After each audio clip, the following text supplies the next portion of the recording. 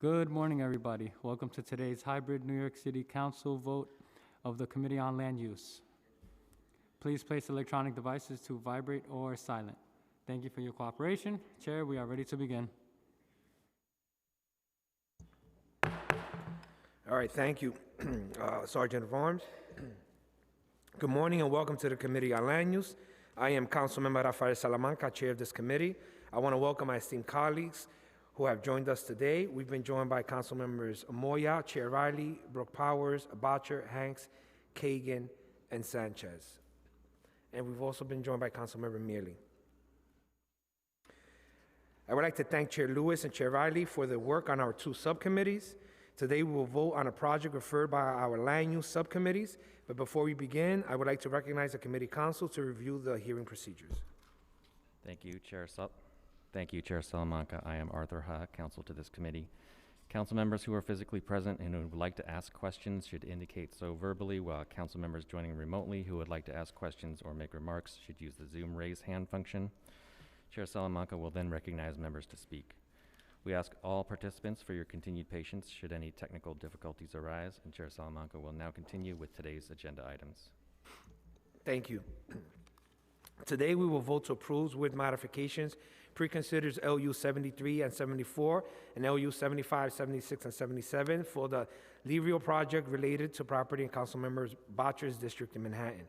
The proposal includes a zoning map and zoning text amendment, zoning special permit, and the disposition and acquisition of city-owned property, which together would facilitate the construction of a new 9-story mixed-use and 100% affordable housing development containing approximately 112 permanent affordable dwelling units, approximately 67 of which would be supportive housing for long-term HIV survivors, along with commercial and community facility space.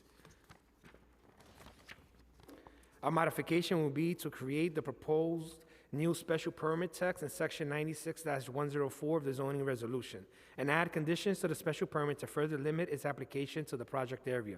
We will also modify the proposed zoning map amendment by reducing the size of the proposed C6-2 district. As Chair Lewis has also stated in our landmarks subcommittee, I would like to note that this approval does not reflect an attempt to erode the primary goal of the special Clinton district to preserve and strengthen the residential character of this community. Our recommendation should not be read as a signal to the development community to propose similar rezonings in other areas of the preservation area subdistrict, but it is appropriate here in order to facilitate 100% affordable housing development. Before I move on to the vote, I would like to recognize Councilmember Bottcher for a few remarks.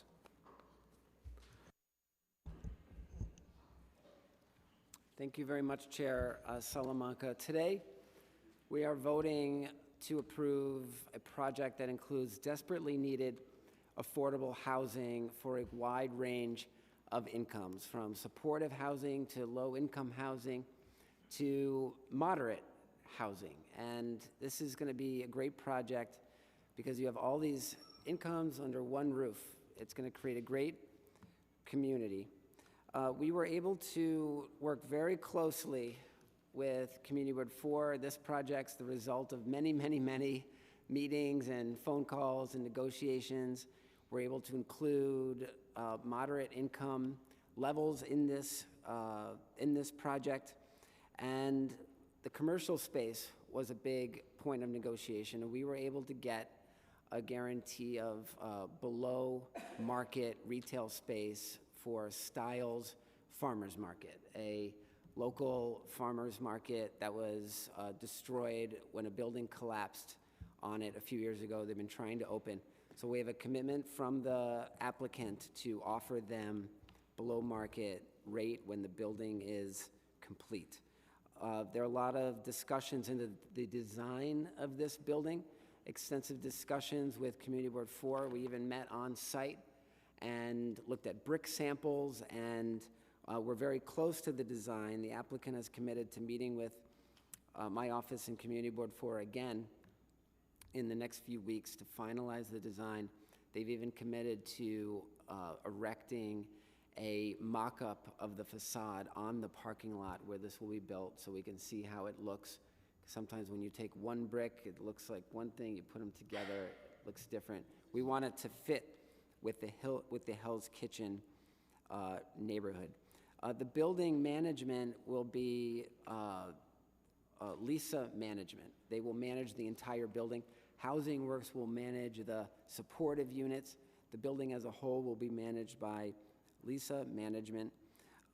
With respect to the supportive units, it was important to me and others, because this project will serve long-term survivors of HIV and AIDS, and Hell's Kitchen and Community Ward 4 has the city's largest population of people living with HIV and AIDS. It was important to me and others that this serve people in our community, formerly homeless individuals who have a last known address in Community Ward 4, who have familial ties, other ties in Community Ward 4. So we have a commitment that they're going to work to ensure that the supportive housing, we do extensive outreach in the community. The zoning was a big topic of conversation in these negotiations because this project is located in the Clinton Special District. And if you look at Community Ward 4, if you look at Manhattan from the sky, you'll see skyscrapers, and then you'll see an area of low buildings in Hell's Kitchen. That's the Special Clinton District. And Community Ward 4 has added a great deal of population over the last 10 years, which is a good thing. In fact, my council district has the most population growth of any of the 51 council districts, which is coming up now as we talk about redistricting. But the Special Clinton District has maintained a low-rise character, and because this is in that district, and it is a rezoning, it was very important that this not become a precedent that could be used by developers to erode the district. So we worked hard to get the language changed on the text amendment to make it specific to this site only. And we have a letter from City Planning Chair Dan Garodnick that states in no uncertain terms that this is specific to this site only. I really want to thank the council land use staff, Chelsea Kelly, Andrew Lee Lassiter, and Paris Strotter for their many hours of work on this. Paris only started a week ago, but he put in many hours in his first week. My staff, Chief of Staff Sean Coughlin, my Community Board 4 liaison Jordan Feiner. I want to thank Hudson and Housing Works, and I also want to thank Community Board 4 for their partnership. I've been on the phone with them constantly about this project, and I thank my colleagues who are here as we vote to approve this project today.